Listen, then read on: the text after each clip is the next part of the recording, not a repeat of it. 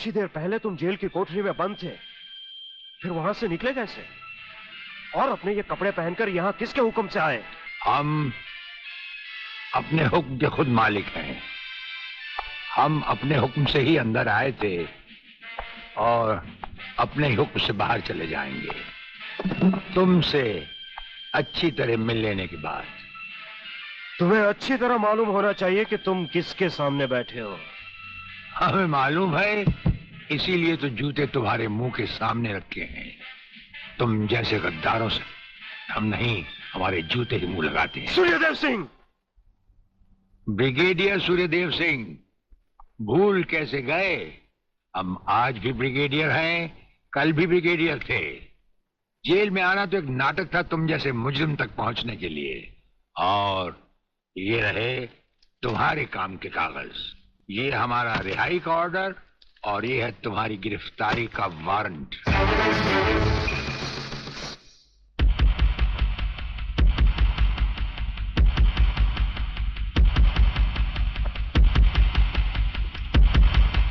याद करो वो दिन जब तुमने ये वर्दी पहनने से पहले एक कसम खाई थी। याद करो। हम कसम खाते हैं कि हम पूरी ईमानदारी और वफादारी से देश और कानून की रक्षा करेंगे।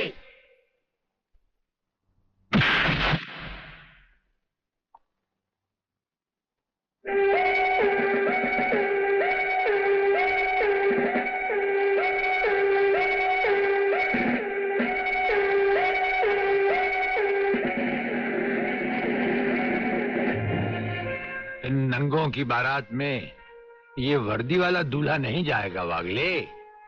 इसके भी कपड़े उतार डालो।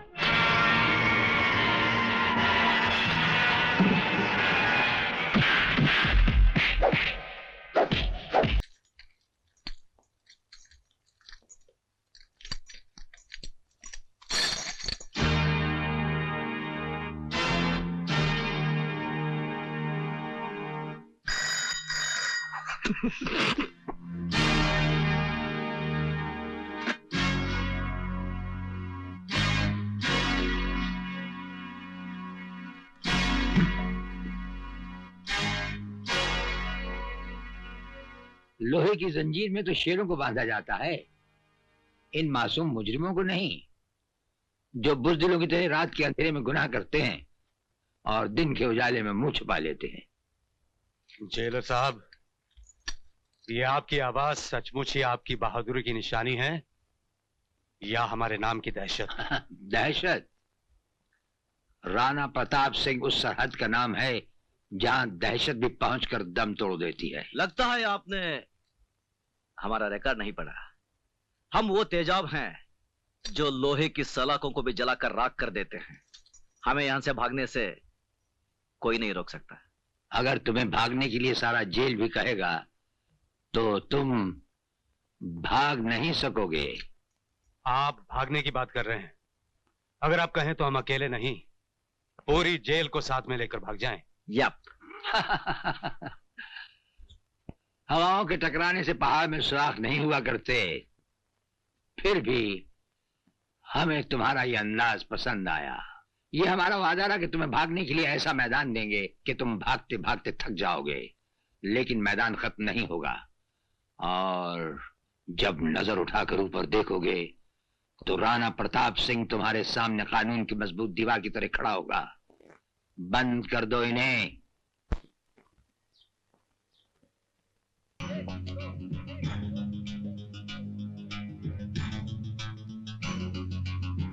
क्या क्या बे, स्पॉट लगा रहा है?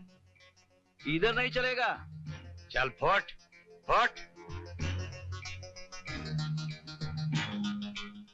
ए मोटू, बहुत बदमाश है तू साला।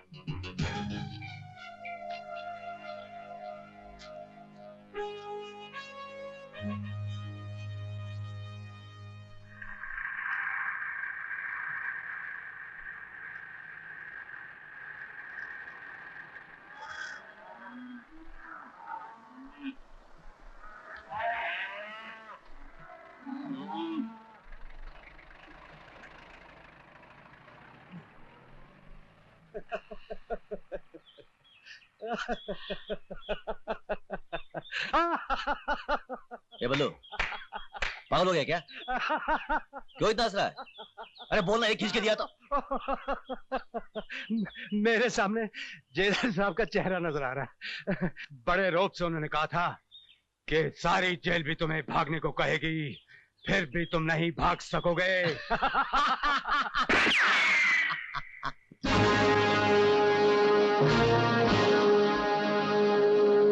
पहचाना हमें? जेलर राणा प्रताप सिंह, वही तुम्हारा पुराना दोस्त। तुमसे कहा था ना, जान जाओगे में खड़ा पाओगे, फर्ज की एक दीवार बनकर। योर ऑनर, मैं इंस्पेक्टर वागले इस केस की छानबीन मैं कर रहा हूं।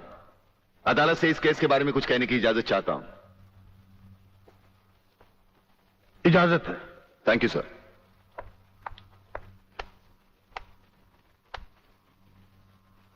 योर ऑनर, इंसाफ के इस मंदिर में आपको न्याय करते हुए कई साल हुए होंगे और इन सालों में आपके सामने रेप और मर्डर्स के अनगिनत केसेस भी आए होंगे।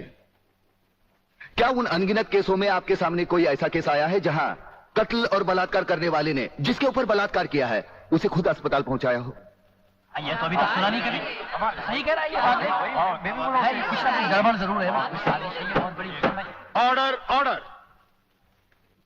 इंस्पेक्टर वागले, मुझसे सवाल करने की बजाय आप इस केस में रोशनी डालिए। वही कोशिश कर रहा हूं सर। अदालत सरकारी वकील की जिन दलीलों को मद्देनजर रखते हुए इन लड़कों की जमानत नामंजूर कर रही है, मैं उन्हीं दलीलों के बारे में कुछ कहने की इजाजत चाहूंगा। इजाजत है। सरकारी वकील का कहना यह है कि अनीता चौधरी की लाश के पास संजय चौहान का पर्स मिला। हो सकता है बेहोश राधा टंडेल को उठाते वक्त वो पर्स वहां गिर गया हो। अब इनका कहना यह है कि राधा टंडेल ने इन लड़कों के खिलाफ बयान दिया है। यह भी तो हो सकता है कि वो बयान उसने किसी के दबाव में आकर दिया हो। जिस डॉक्टर ने बलात्कार की रिपोर्ट बनाई वो भी खरीदा गया हो। आपकी इन दलीलों से अदालत अपना फैसला नहीं बदल सकती। यह फैसला आप जबरदस्ती इन पर लाद रहे हो। इंस्पेक्टर वागले, अगर मैं चाहूं तो अदालत की तौहीन के जुर्म में मैं तुम्हें अभी टर्मिनेट कर सकता हूं। कोई परवाह नहीं है मुझे इस बात की। मेरा तो विश्वास उठ गया है इस कानून से। कौन सा कानून, कैसा कानून? यह कानून तो चंद मुजरिमों की रखेल बन बैठा है। इसलिए लोग अदालत का दरवाजा खटखटाने के बजाय गुंडों की चौखट चूमते हैं। Take him out of the court. अगर जिंदगी में किसी से रिश्वत ना ली हो तो ही मुझे हाथ लगाना।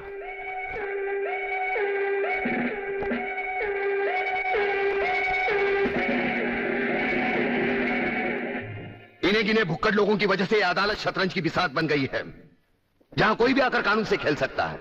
लेकिन इन खिलाड़ियों को अगर मैंने सच्चा कानून नहीं सिखाया तो मेरा नाम भी शिवाजीराव वागले नहीं।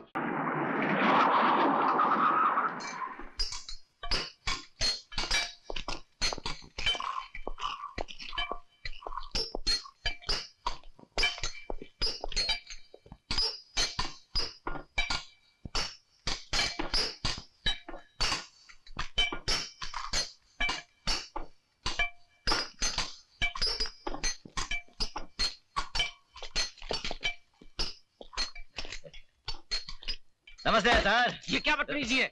माफ करना। क्या अकेले अकेले सिगरेट पी रहे हो? अपन को भी पिलाओ ना। तुम्हारा दिमाग तो नहीं खराब हो गया? जेलर से सिगरेट मांगते हो?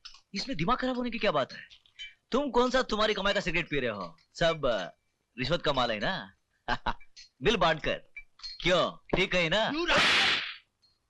वे साले हाथ उठाता है, हाथ उठाता है, मुझ पर हाथ उठाता है। क्या कर रहा है? अरे काय को मारता है? अरे अरे मत मार। अरे पुलिस वाले आ रहे हैं सब। पिस्तौल निकाल इसकी। किसी ने आगे बढ़ने की कोशिश की तो इसकी खोपड़ी उड़ा दूंगा। अब आप मेहरबानी करके अपनी जीप की तरफ चलने का कष्ट करेंगे? चलिए।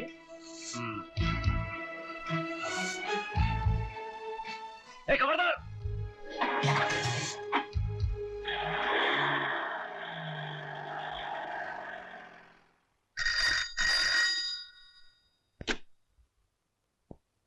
क्या बलवीर और अनवर जेल से भाग गए?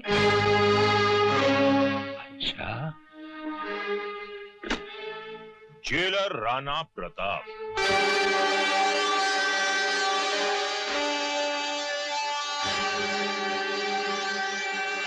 राणा प्रताप, वो राणा प्रताप जिसकी इजाजत के बगैर उसकी जेल से हवा भी नहीं गुजर सकती। आज उसकी जेल से एक साथ 2 कैदी भाग गए। ये खबर हम तक पहुंच चुकी है। वो भागे नहीं है जेलर, बल्कि तुमने उन्हें भगा दिया है। हम पर ये इल्जाम लगाने से पहले बुरा लग गया? उस दिन हमें भी बहुत बुरा लगा था जब आप हमारे घर आए थे हम पर एक झूठा और बेबुनियाद इल्जाम लगाने। उस इल्जाम की एक मजबूत बुनियाद है। जिस दिन तिलकधारी की जबान पुलिस ने खुलवा दी, जो कि वो जरूर खुलवाएगी, उस दिन उस इल्जाम की सच्चाई आपके सामने आ जाएगी। For your kind information jailer साहब, तिलकधारी को हमने पुलिस लॉकअप से जमानत पर छुड़वा लिया है। वो तो जब हम चाहेंगे पुलिस उसे दोबारा हमारी हिरासत में ले आएगी। वो तो जब होगा तब होगा। फिलहाल उन 2 कैदियों को फरार कराने के इल्जाम में अगर हमने आपकी वर्दी नहीं उतरवा ली तो हमारा नाम बेनी प्रसाद भंडारी नहीं। वो तो जब होगा तब होगा। अगर उन 2 फर्रार कैदियों को हम तलाश करने के बावजूद भी ना ला सके तो हम ये वर्दी उतारकर आपके गले में डाल देंगे। हमारे जैसा हर अफसर अपने फर्ज को पहचानता है।